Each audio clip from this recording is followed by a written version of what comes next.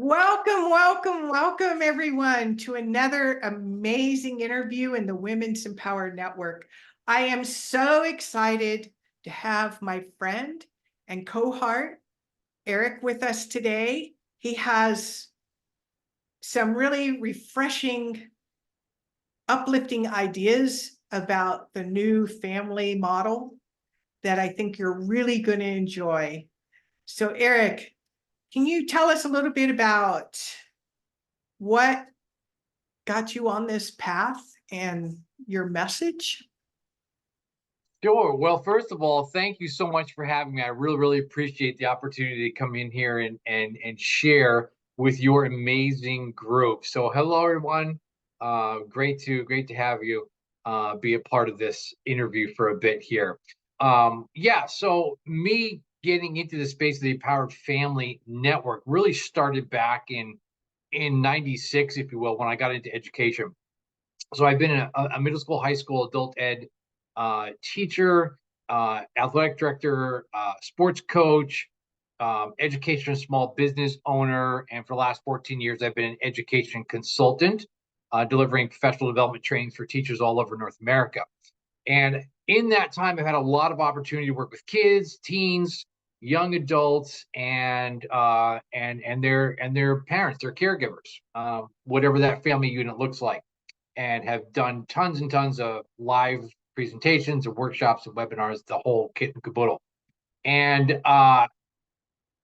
right about 4 years ago, I decided to go into the space of coaching and coaching, kind of that tween to 25 group and their caregivers. And then this popped up, the Empowered Family Network, just recently, and I'm like, hey, let's bring this to the social media community, right? And so now I've got this thing going, right? And it's just a blast. The fun thing about this is the Empowered Family Network really, in my mind, was like, okay, I'm just going to focus on teens and parents. It has expanded to that, like, birth to death, if you will, because somewhere in the line there's kids and there's parents and there's family, and it doesn't matter whether they're like, my 5-year-old won't listen, or my teens are in isolation, or my 40-year-old is still living in my basement. I got to get him out of here. I can't take this anymore. This is not paying rent. whatever that space might be, right? It's the whole gamut. And so really, this all of that encompasses why I really got into working with the families, and I just absolutely love it. It's so much fun. Thank you. That. I'm so glad you are, and I'm glad that I've been able to meet you. So tell us a little bit about your new paradigm of what a new family looks like compared to how it was for us. Well, Jenny, you and I, we are the wooden spoon survivors of the '80s, the drink from the water hose, the be seen but not heard generation of kids. We were the ones that were do as you're told, no matter what you see or hear from me. And you know what? That paradigm really started from the generation before that, which came to our parents, of which then came to us. And then we didn't know any better. So that's how I started raising, with my wife, our 3 kids. And there were some times where some things happened, and I was like, this just doesn't feel right. This is going to hurt you more than it's going to hurt me. What? Like that, and then it came the whooping, and I'm like, I don't see how this hurts you more than it hurts me, because this really hurts me right now. And I'm like, this, there has to be a better way. So I really started diving into this because, really foundationally, I've used um, 7 Habits of Highly Effective Teens, 7 Habits of Highly Successful Families, and 7 Habits of Highly Effective People as a foundation. That's what I teach all around the country. And looking at what is the consistent habits that I'm building as part of me, as part of our family, that is getting the results that we want. And I realized there were some things that needed to be different. And so as I really dived into a different paradigm on this, one of my mentor coaches says, when you know better, do better. And so I really explored that space and like, okay, well, what does it look like if I wasn't the one making decisions? And when I first heard that, I was like, oh, that feels weird to me. You're telling me that I should be going to my kids and asking them what they want, asking them what choices they want to make, be more of an accountability partner than a disciplinarian. And when they mess up, ask them why and ask them what needs to change next time for them not to have the results that they got. And when things go well, ask them why and what can they do again to replicate that, and understand that practice, practice, practice, practice, practice leads to mastery. And so that's where I started moving away from the disciplinary dad to more of that guy, to more of that life coach, if you will. Now, mind you, we had already gone through that younger age nurturing phase, if you will, kind of that birth to, you know, elementary school, mid elementary school. But once they started moving up to upper elementary, and they're like, "Yeah, Dad, you're just kind of an old fart, and you don't know what you're talking about." That's when I'm like, is there truth to that? Am I just outdated in my philosophy? And I love that God gifted me children that challenged me. And that's when I really began to understand, because I began to listen. And I step back and say, okay, well, what do you want? And they would say, this is what I need. This is what I want, Dad. And I had to get over me. I had to get over my ego as a parent, thinking that I'm the hierarchy and they need to do everything that I say, to get away from this competition, from going at each other and creating that tension, that anxiety, to say, how do we get into collaboration? How do we get into harmony together? And let's focus on that. How do we create harmony in this family and balance within what we all want collectively to create that peace, love, understanding, trust? Because that really, really helped out in the teen years, when the kids knew they were going to be going to a party, there was going to be alcohol there. Okay, how are you going to handle that situation? In my mind, my heart's going like this, because I'm like, I don't know, this is I can't, but I never did that, and not when I was your age.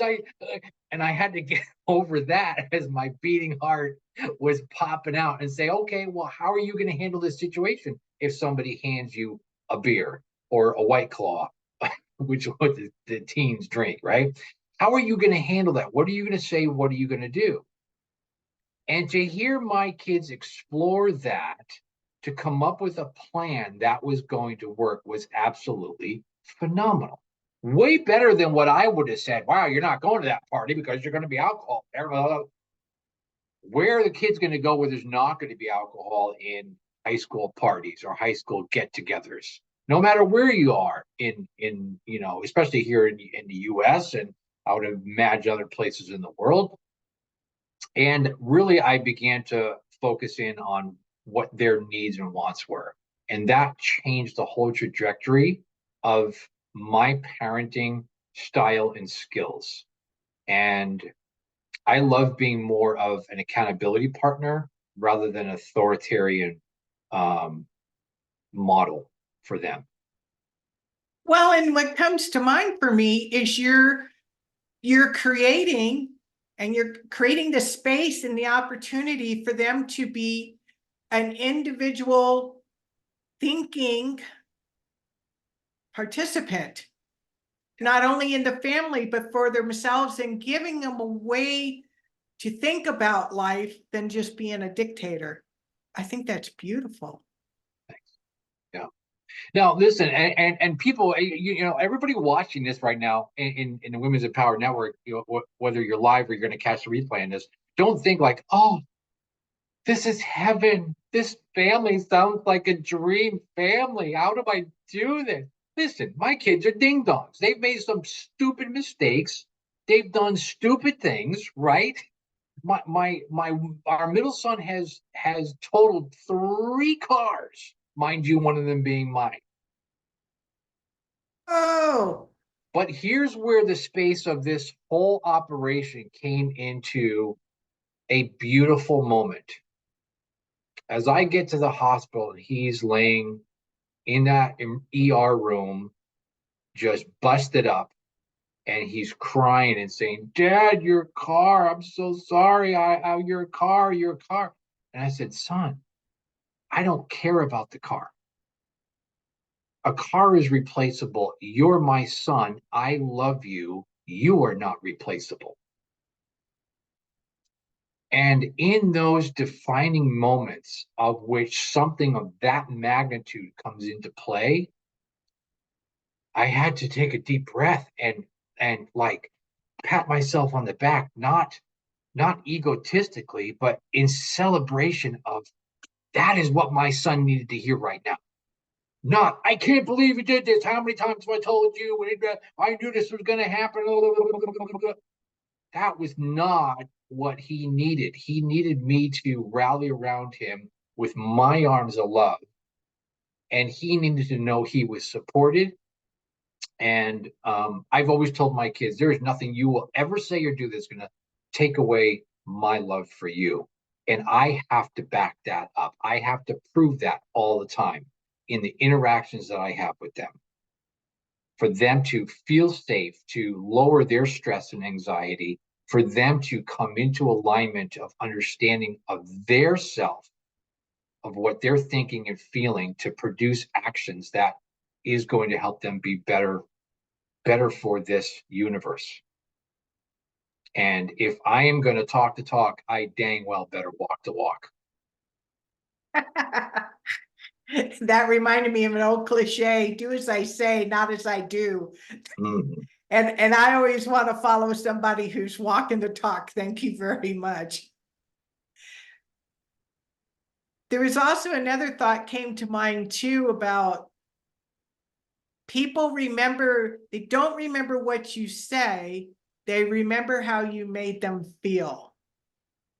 And I think that, and you know, like good leaders, you make a person feel like they matter and they care, and they will go over the moon for you. Yeah. Yeah, that's so true. And you know, and I think we are at the place in our relationship where my boys are 24, 22, and my daughter's 19. And they have the freedom to spread their wings. They have the freedom to say and do what they feel is best. Um, and you know, whether they're successful or not, that doesn't matter. They're either going to win or they're going to learn. And we've set that foundation up for them not to be afraid to make a mistake, because it's simply a learning opportunity. And they now are, you know, able to explore life in a way that they fear less going out into the world. And that's what I want for them. That's what we want for them, is to have that confidence to go and do and go and be and try new things and explore the world and how they see it, to become, and the bottom line is, we tell them, just be the best humans that you possibly be, that you could be. Love others, help others, be kind, tell the truth. That's what we hope you take into your lifetime of your journey on this earth. Well, and I think we learn more. I want to go back a moment. We learn more from our failures than our success. And to know that somebody is there and has your back, how amazing.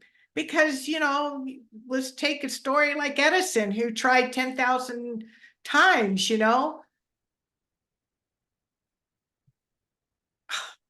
It would have been nice if we had that, but at least we can pass it on. Yeah, yeah, yeah, absolutely. And by no means, like I'll say it again, my kids aren't, you know, perfect, because I'm not perfect. No, none of us are perfect. They've had some very, very challenging times in their lives. But what's consistent is birthday cards and um Father's Day cards. They say, thanks for putting up with all my crap. Thanks for never giving up on me. Thanks for always being there for me. That's what I want to hear. Not from my place of ego, but from my place of my heart saying, yeah, I'm doing a good job. I'm doing what needs to be done. So, what would you say to someone who is really hearing this and really taking it to heart? How would you suggest they start? Yeah, start by modeling the listening. And when you do that, you're coming from a place of curiosity with your kids, not when they walk in the door from school or from work. How was your day? How did you do on your homework? How did you do on the test? Kids don't want to talk about that kind of stuff. They want to know that you care about them. I get it. They're in school and or in their job or whatnot, but find ways to begin connecting them with some questions of, hey, what was the funniest thing that happened today? What was the coolest thing that happened today? What was one positive thought that you ran through your mind today? Or something of that nature. Um, and then that for us has really opened up, then going into talking about your daily, I call them the task items, the to-do list. How did that work out? And then just checking and saying, hey, what do you need from me? Is there anything I can do to support you? That's how we talk about, are you doing your homework? Hey, how's everything going?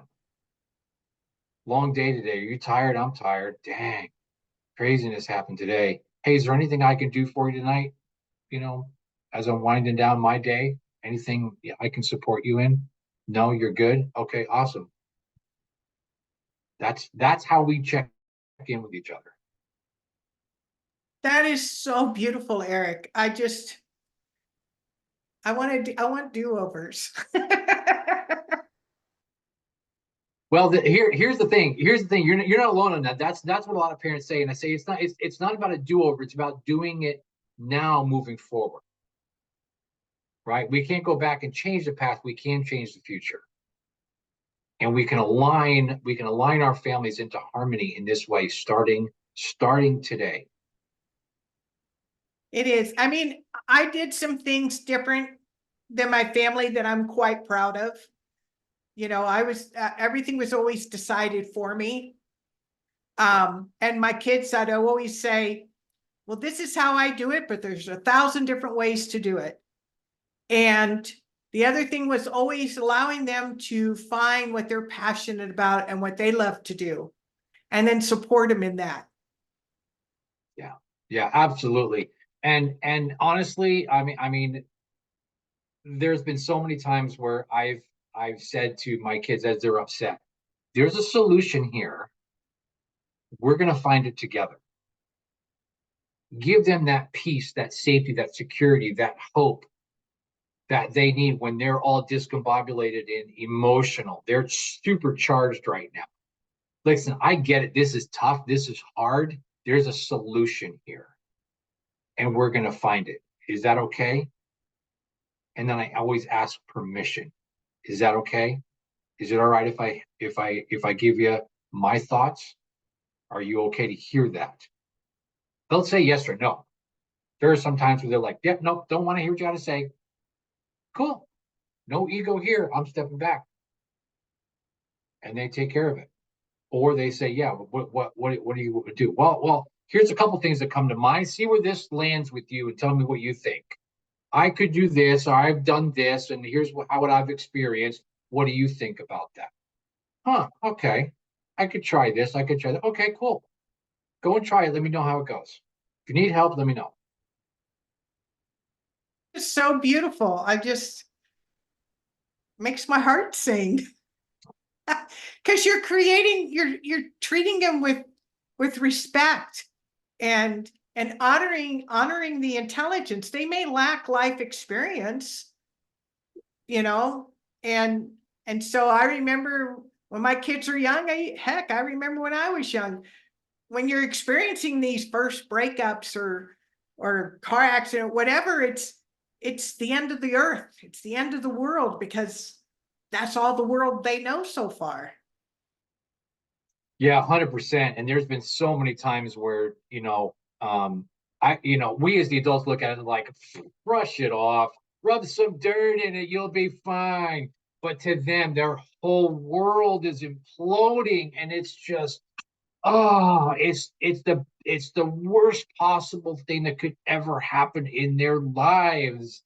And I don't make light of those things. It's come and rally, and you wrap your arms around them, and metaphorically and physically, and just that they know that they have your support and your love and whatever they need. you know time will work through it, but in the meantime, you've got me. How many times I've said to them when they're just like, I just can't do it, I can't do it. I said, are you low on energy? Are you low on motivation? Are you low on focus? Are you low on strength? Yes, yes. Take some of mine.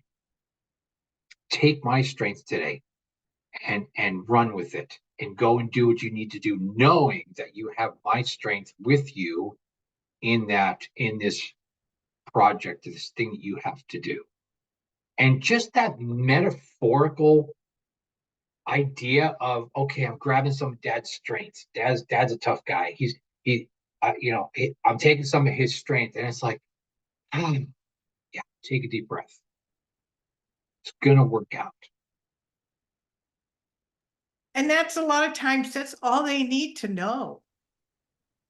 And I can't even, I'm a very visionary kind of person. So I'm already projecting that they are standing on your shoulders from what you're teaching them and giving them the strength of this new paradigm.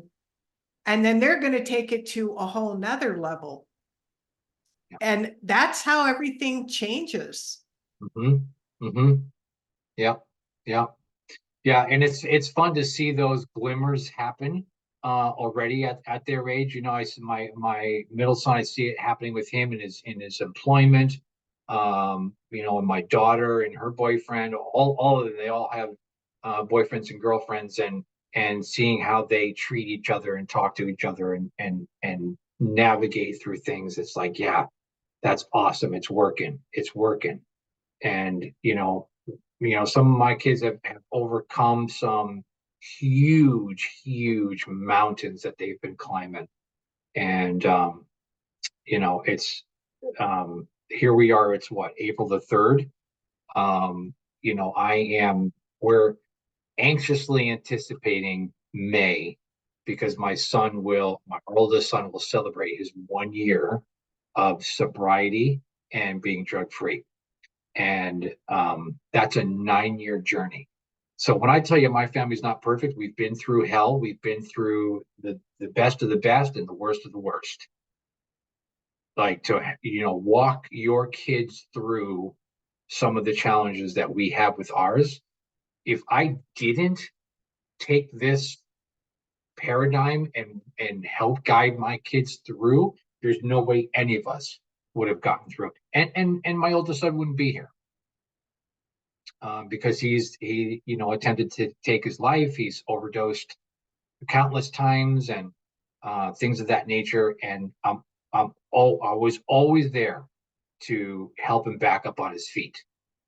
And letting him fall was not an easy thing to do as a parent. Letting your kids fall is not an easy thing, but I'm the first one to reach out that hand and grab them and pull them back up. And that was hard. We want to rescue our kids.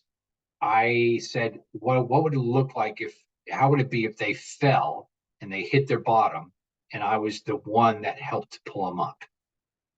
And I started doing that, and it works in some situations. And I thank God every day for the blessing of being able to operate as a parent in this paradigm, because it's not easy. Parenting is not easy. It's not. I remember a time where doing the right thing was the hardest thing I ever did.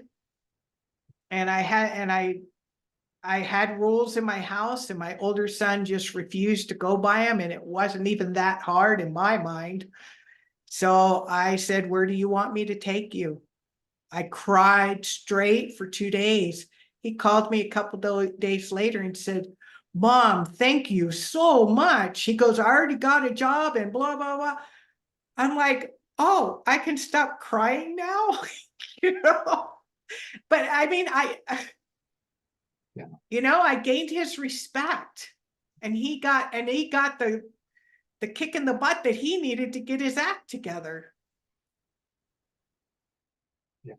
Uh, And the whole conversation you're having with about how to have a conversation with the child, I think it goes tenfold to have that same kind of respect and admiration for your partner. How can I help you? yeah.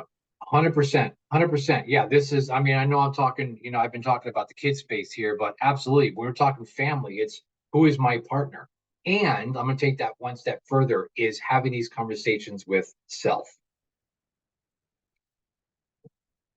Because I'm as much a part of it as anyone else in this house. And I've got to make sure that I'm aligned in what I'm thinking and feeling, and it is truth and not clouded by anything else. Yeah, the big one for me is not jumping to assumptions, and actually listening. What a gift. Yeah. So, what would be some final words that you would like to share with us today? This has just been amazing, Eric. Thank you. Yeah, listen, parents, I in all sincerity, women, you guys are not alone. Okay. I think that there's more of a pressure on the moms and the women out there than in the family, because of past traditions, if you will, in the family, as the matriarch. If you and your family are going through some challenging times, you're not alone. Please reach out to me. Even if it's for a few minute phone call, just that you need to connect, and or shoot me a message in Facebook Messenger or something like that. Know that there's people here to support you. You're not alone. And reach out to, I mean, obviously Coach Ginny. I mean, you guys are in her group, but I'm more than happy to give you some guidance or anything that I can help and support with.